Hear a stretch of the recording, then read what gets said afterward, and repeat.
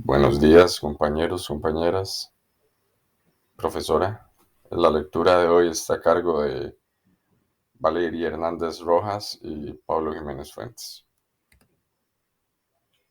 La lectura de Guedes y Spengler tiene como tema central los diferentes métodos a la hora de recolectar muestras en un sitio arqueológico y además también habla sobre su importancia, así como en qué momentos y escenarios se deben utilizar. Desde un inicio se explica bastante que es imposible para los arqueólogos poder obtener acceso a absolutamente todos los registros arqueológicos que existen. Entonces es muy importante elegir detalladamente cuándo, cómo y dónde muestrear a la hora de realizar una investigación.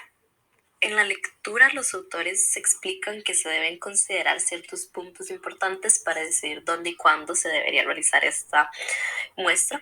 Y entonces ellos exponen que uno, las preguntas de investigación y cómo muestrar va a impactar las respuestas. Dos, cuántas muestras van a impactar las respuestas. Tres, cuántas muestras deberían quedar guardadas para análisis futuro. Cuatro, cuántos contextos tienen un significado arqueológico para el proyecto. Y cinco, cómo dar un mejor estándar de lugar regional y de sitio. Después de esto proceden a dividir la lectura en distintos subtítulos donde hablan sobre los muestreos, digamos muestreos para restos macrobotánicos.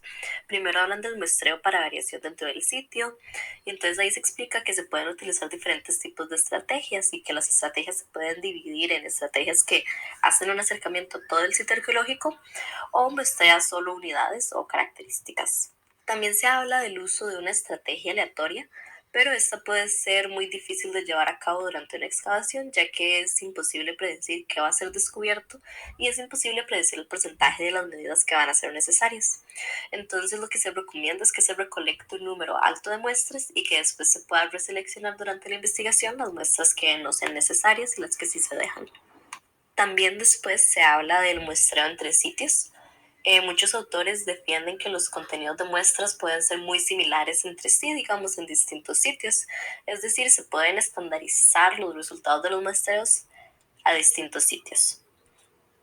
Se explica que es muy importante estar seguro de que esta homogeneidad existe porque cuando sí se da, permite que se puedan comparar los registros y crear una investigación más extensa, más amplia, más detallada y también determinar generalizaciones que se pueden realizar para este tipo de sitios y áreas.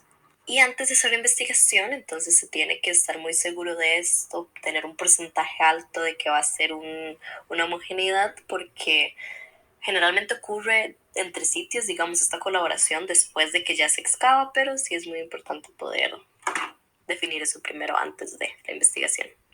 También se habla de la arqueobotánica de encuesta. Se explica que el interés creciente que ha tenido la documentación regional se ha dado con mucha popularidad en el este y en el sureste de Asia. Esta se utiliza para recolectar datos de sitios que no han sido excavados o que no han tenido como muestras de arqueobotánica en excavaciones anteriores. Es algo que no se ha investigado, es algo que no se ha tratado de ver. Y también se explica que esta metodología ayuda mucho y da muchas oportunidades para poder obtener información complementaria que puede utilizarse para una reconstrucción ambiental.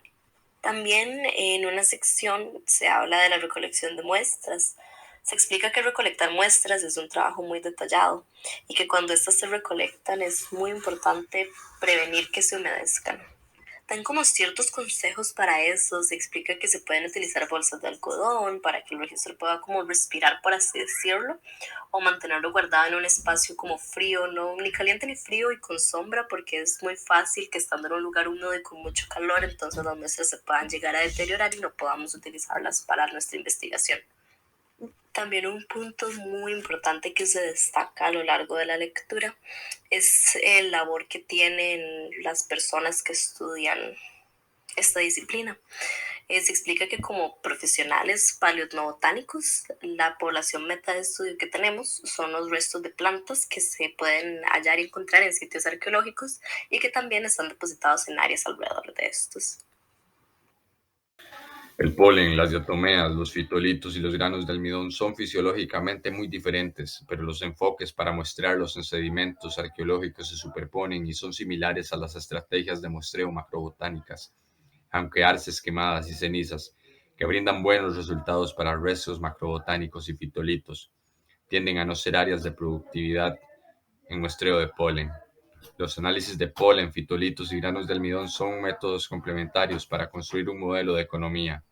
El polen proporciona una imagen del amplio espectro de la vegetación local y en algunos casos puede identificar plantas asociadas con características antropogénicas específicas. Los fitolitos representan parte a menudo importante de las plantas asociadas con las actividades antropogénicas.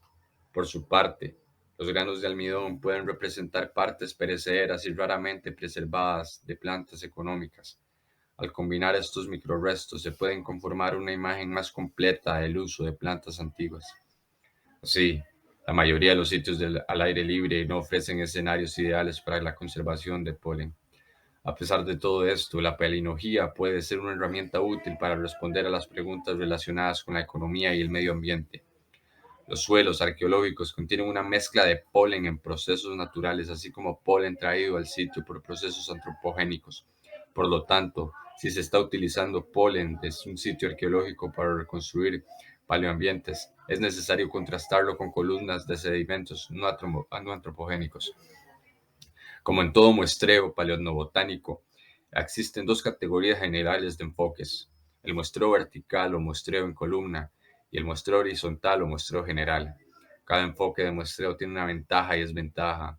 Si es factible, se recomienda una combinación de dos enfoques. El muestreo vertical no es posible si el sitio no tiene una profundidad estratigráfica. Limpiar el perfil con una llana o cepillo permite la confirmación final de la estratigrafía antes del muestreo y asegura que la asociación estratigráfica de cada muestra se informe con precisión. Cuanto más cerca se toman las muestras unas de otras, más detallados se pueden identificar los cambios ambientales a corto plazo, siempre que existe una secuencia estratigráfica detallada y datable y sea posible procesar las numerosas muestras. El muestreo horizontal se utiliza a menudo para complementar el muestreo en columna. El muestreo general horizontal permite una comparación entre características contemporáneas y puede ayudar a los investigadores a interpretar áreas de uso y proporcionar datos comparativos para muestras de columnas. Cuanto menos se haga en el campo, mejor, ya que hay fuentes de contaminación en el mismo sitio. Las muestras de control son necesarias porque proporcionan una firma botánica de fondo para ayudar a los investigadores a distinguir polen y fitolitos de plantas asociadas con actividad humana de la vegetación nativa para evaluar la conservación diferencial. Así, se recomienda a los trabajadores lavarse bien las manos antes del análisis y evitar el uso de lociones y cremas, muchas de las cuales contienen almidón. Guantes empolvados también contienen cantidades de sustancias de almidón y por lo tanto solo deben usarse guantes sin talco. Los artefactos deben ser secados en una caja o en un entorno sellado de otra manera y luego se deben escalar en bolsas herméticas para reducir la contaminación al ser transportados por el aire. Existen múltiples protocolos para un lavado de polen o fitolitos para eliminar los microrestos de un artefacto. Sugerimos a los excavadores conservar una parte de todas las muestras de flotación, especialmente si se toman mediante un muestreo general para análisis microbotánicos. Conservar una bolsa de suelo de 200 gramos de las muestras de flotación debe ser un protocolo estándar, incluso si no hay especialista en microbotánica disponible para analizarlos. Los conjuntos de datos microbotánicos y macrobotánicos son complementarios y deben utilizar múltiples líneas de evidencia y condiciones óptimas de financiamiento y mano de obra. Combinar análisis macrobotánicos con microbotánicos puede proporcionar resultados particularmente útiles porque los fitolitos y el almidón brindan evidencia de partes de plantas que a menudo no se conservan macroscópicamente, mientras que los análisis macrobotánicos brindan una identificación taxonómica más detallada.